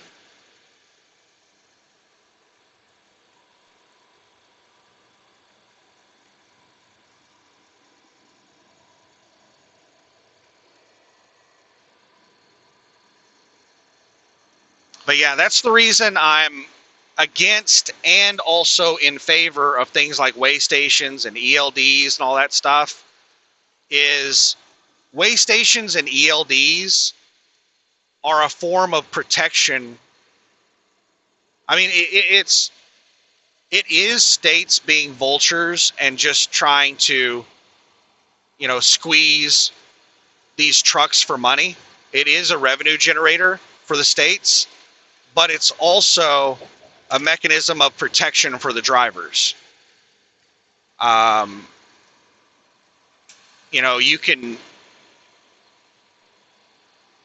push back on hauling overweight loads or going over your hours of service and stuff like that.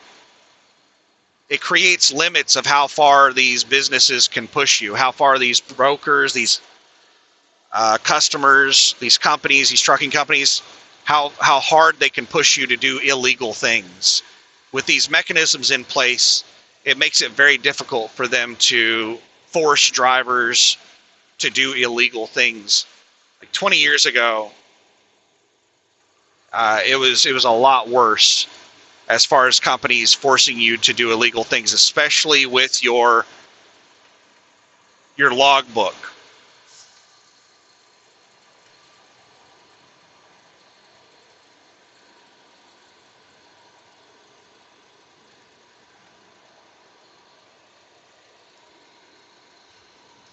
And I'm not sure when weigh stations became standard.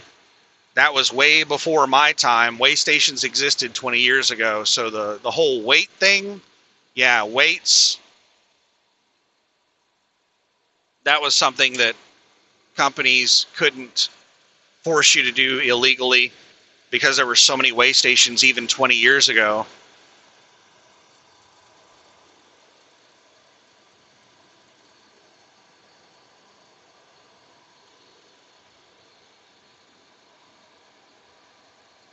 But that doesn't mean they didn't still try. It just wasn't very common. I do recall at least one or two times that I got heavy loads, overweight loads, and they just tried to get me to take it. I remember one of the times was with Conway Western Express. Some idiot overloaded the front of the trailer.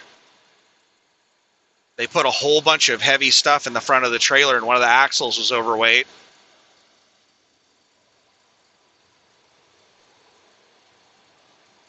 And they were like, you're not going to run across a weigh station between Sacramento and Reno. Just go. And that was a risk because Nevada did not have a permanent weigh station. They just had a pull-out area that they would occasionally, just a couple of times a year, they would turn it into a weigh station with, temporary scales and stuff like that. And they would pull in a lot of people and do a whole bunch of inspections and stuff. So it was risky. The chance was that you most likely weren't going to get caught.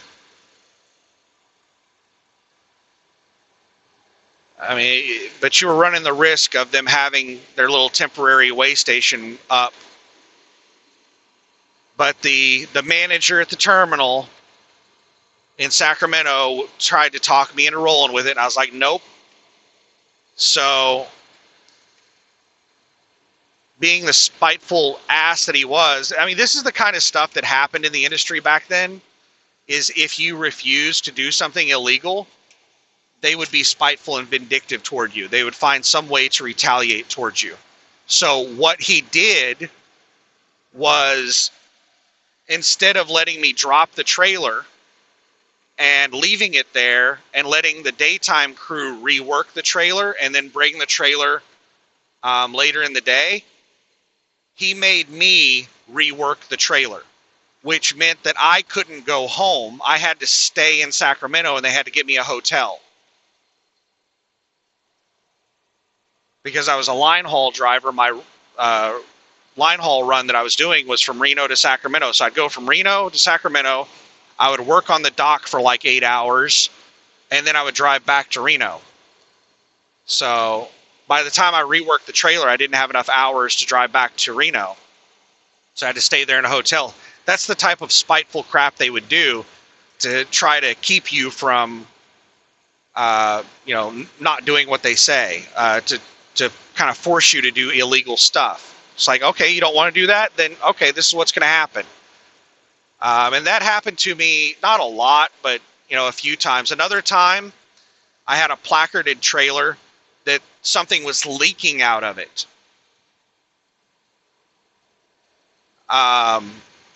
And they were like, man, you're just going to Reno. Just deal with it in Reno. I was like, no, I'm not taking off down the road with the trailer's got something leaking out of it, especially a placarded. Just a second here. I've got somebody driving alongside me with their brights on. I'm having to hold my hand over the damn mirror.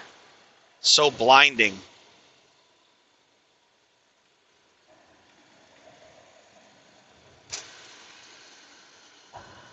And same thing. They made me rework the trailer. I had to unload half the trailer to get to it, and it ended up being these like barrels of hazmat that somebody punctured with a forklift, and they didn't bother to fix it. They just left it in the damn trailer for the next person to deal with. That was something that happened a lot at Conway, was people would, screw stuff up, and they wouldn't take responsibility for it. They would just hide it and let somebody else deal with it, hoping that they wouldn't get caught. So, yeah, I had to take the stuff out of there, and I had to dispose of the barrel that was punctured, and then, re-shrink wrap the pallet, clean up the liquid and all that stuff, and stay in a damn hotel again.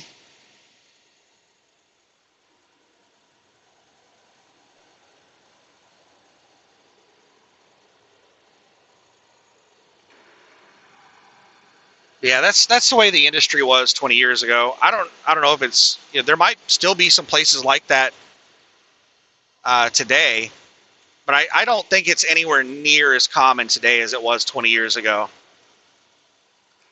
Of companies pushing you to do illegal things.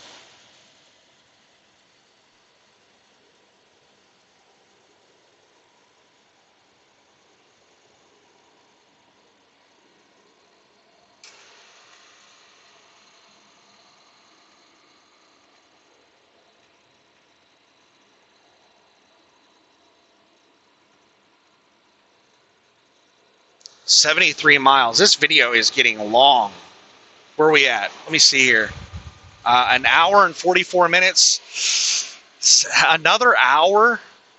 Oh my goodness. I don't know if I want to push it much further, because once these videos get over a certain size, it can cause issues, and the video just might stop recording at any moment. I don't really want to go over about 2 hours. I'm afraid the video might corrupt.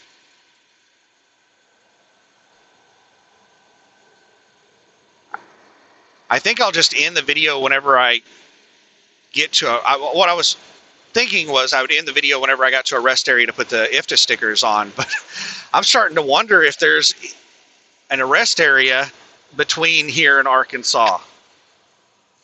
And I'm starting to wonder if maybe I missed the rest area. Maybe there was a rest area and I missed it.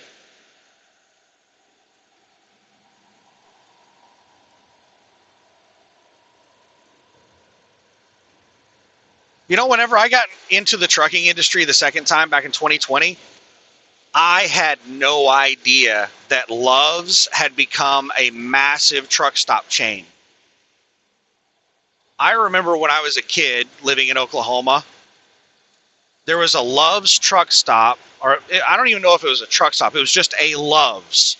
There was a Love's at the I-40, where I-40 intersects with the toll road. I forget what it's called. But there's a toll road that goes from I-40 to Tulsa.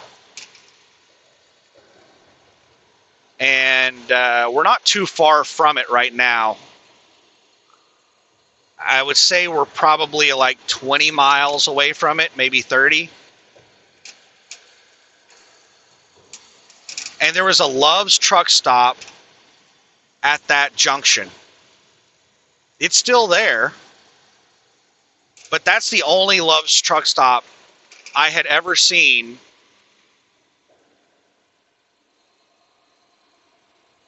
And that was back in the late 80s, early 90s when I first saw that Love's truck stop. I don't know exactly how long that thing's been there.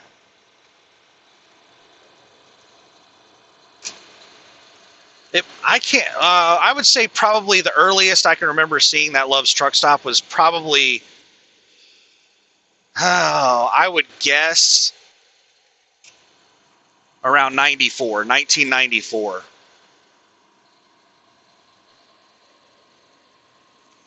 That might be the first Love's truck stop that they ever made.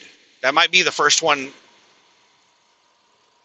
That's something I've been curious about, and I've been meaning to look it up, but I keep forgetting. I think about it while I'm driving, but whenever I stop driving, I keep forgetting to look it up and see what the first Love's truck stop was.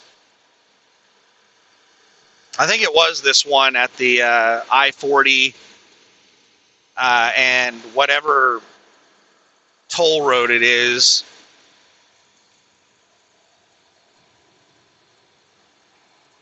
Going to Tulsa off I-40. I can't even remember the name of the town that it's in. Is it Webbers Falls, Oklahoma? I think it's Webbers Falls, Oklahoma. Might be wrong on that. I want to say it starts with a W.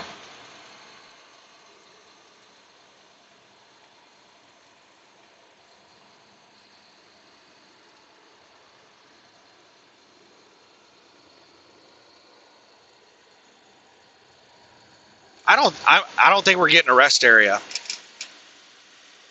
between here and Arkansas. I think the one right across the border into Arkansas is going to be the next rest area.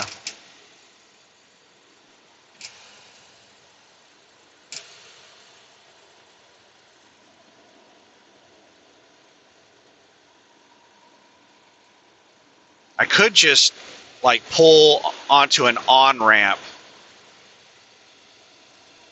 and hop out. It's not going to bother dimming them, huh? I'm just rolling with the brights on.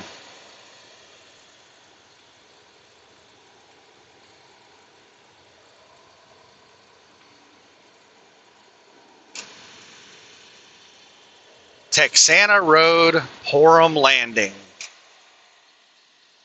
Porham. I remember playing against that school. I remember playing against them in middle school.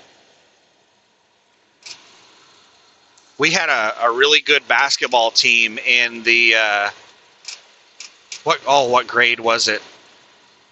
I think it was our 5th and 6th grade basketball team. We combined 2 grades.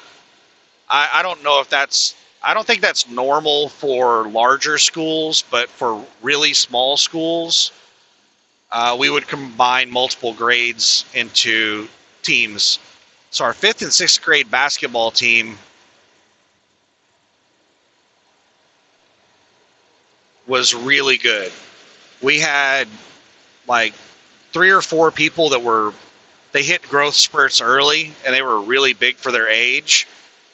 I remember one guy, Eric, he was like 5'10" in 6th grade, and he never grew another inch in his life. Like, he was huge for a 6th grader. But he never got any taller than that. And Grover, there was another guy named Grover. He didn't play basketball, but he was dominating on the football field.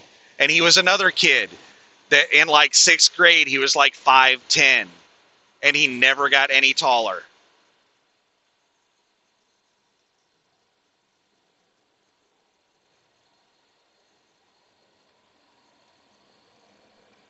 But yeah, we had a pretty good basketball team, and Porham beat us.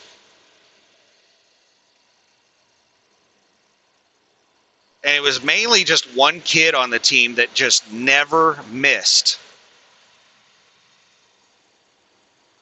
He wasn't very big. He wasn't fast. There wasn't really anything amazing about him. He just did not miss. And it was all short shots. Like, he wasn't like shooting threes or long jumpers or anything. It was just a lot of layups. And he could flick the ball from awkward positions and it just went in. Like, he would be going up against somebody a lot bigger than him, and he would just stick his arm way out and throw it up really high, and it would go in.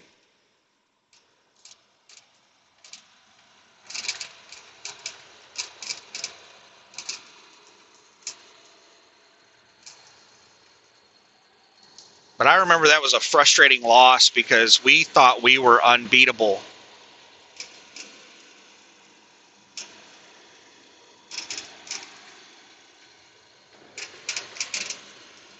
And Porham was considered to be like not a good school. Like, we were a really small school. The schools have these ratings like 1A, 2A, 3A, 6A. We were like a B or a C school. We played 8-man football. Our football field was only 80 yards. My graduating class was only 28 people.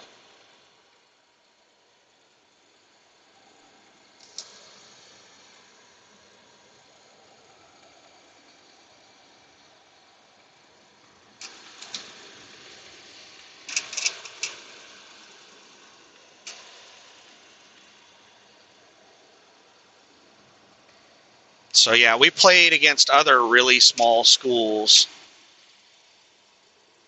And amongst the small schools, we were considered to be like one of the big schools or one of the better schools out of the small schools.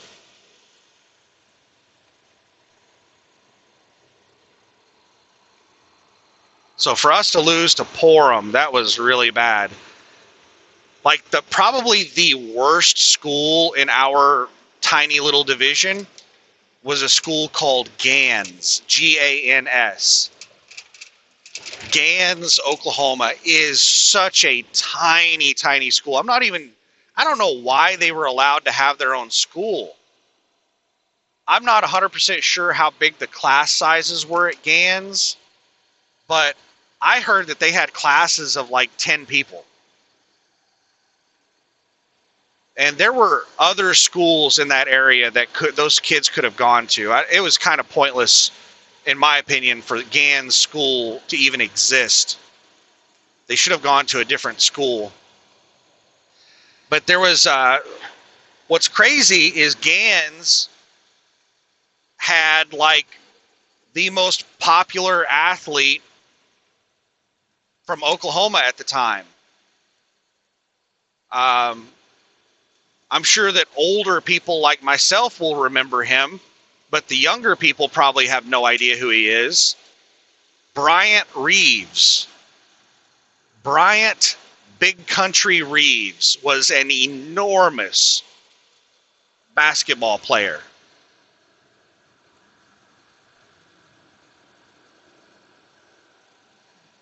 Just a big old country boy.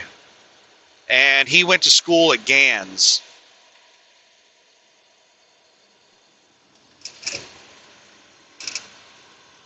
I never saw him play. I never went to any of the games where we played them.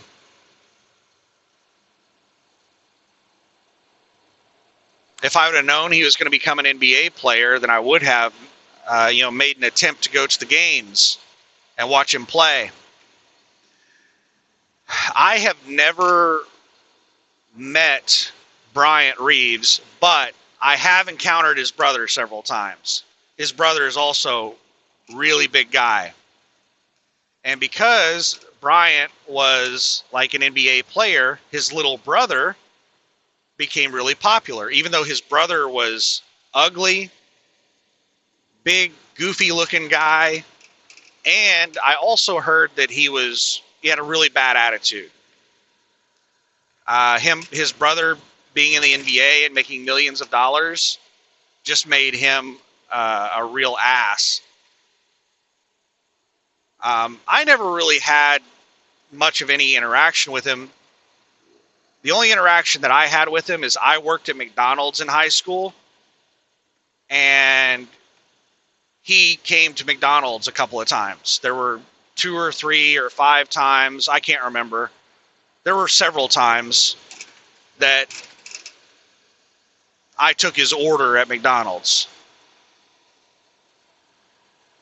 And every time he came in there with a cute little girl. Like this guy, I don't know how big he was, but he was huge, fat, and like 7 foot tall and goofy looking. And he had this tiny little, like 5 foot tall, cute little girl with him all the time. And I suspect the only reason she was with him was because his brother was a millionaire NBA player.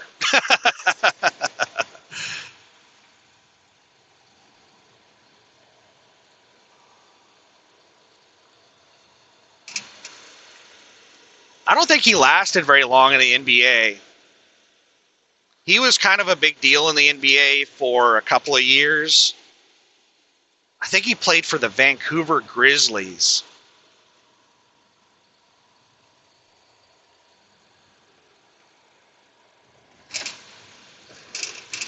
Which that reminds me, the only professional sport game that I think I've ever watched live was an Orlando Magic game against the Vancouver Grizzlies, and not a single star player from either team was playing. That's the reason I got the tickets. That year, I think Penny Hardaway was still playing for the Magic. Horace Grant was definitely playing for the Magic that year. Shaquille O'Neal was no longer with the Magic. But it was Penny Hardaway, Horace Grant, and I can't remember who else was on the Orlando Magic. And then the Vancouver Grizzlies, their big star player was Bryant Big Country Reeves. I'm not sure if Vancouver had any other big name players, but all of those players were not playing in the game. And what the deal was we were down in Florida visiting some relatives, and they owned a construction business, and they had season tickets to the Magic. I think the reason they had season tickets was to impress clients and stuff like that, to invite them out to games. And I think they mainly just gave away their tickets to clients. But we were down there, and nobody wanted to go watch the game because there was nobody playing in the game, and they offered the tickets to us. And we were like, hell yeah. And we went down there and watched the game. It was a really good game. and Orlando ended up winning by like 2 points or something. It was awesome, and that's when I learned that all the Orlando Magic fans hated Horace Grant because there was some type of an event where if the Orlando Magic won the game and they scored over 100 points, then everybody with a ticket got a free Big Mac or something like that. I can't remember the details, but they said that what Horace Grant would do, and they were talking about one specific situation. I don't know how many times he did this, but it was one specific situation that the Orlando Magic were winning the game, and they were at like 99 points, and Horace Grant just sat there dribbling the ball and waited for the clock to run out, and he was looking into the stands smiling. He knew exactly what he was doing. He wasn't going to attempt to get everyone a free Big Mac. And like, he really pissed off the fans doing that. That's some shit that I never heard about that happening. I've never heard it anywhere except from the Orlando Magic fans, like the season ticket holders. Like, they hated Horace Grant.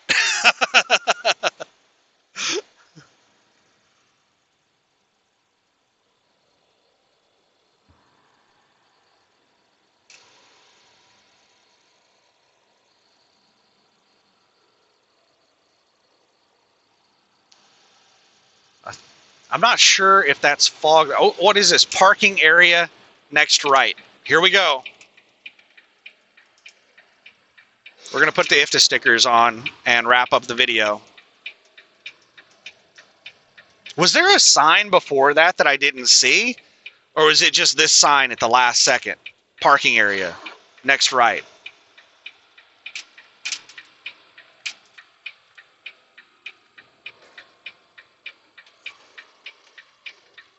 Let's just grab this spot right here at the back.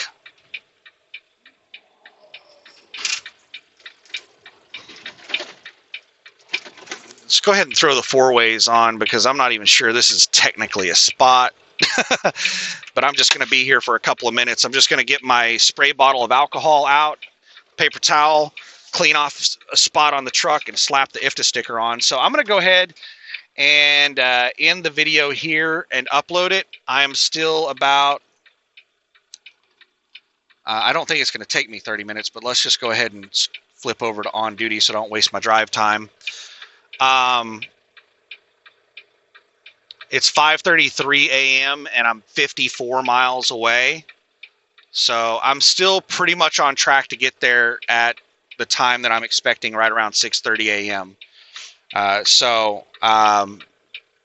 We'll see about getting some more driving videos up and, you know, all the other good things. I'm really, really happy with the new setup right now. The mount and the phone looks great. So I might try to do some daytime driving footage today. You really can't see a whole lot at night. But anyway, hope you're having a good one. Thanks. Bye-bye.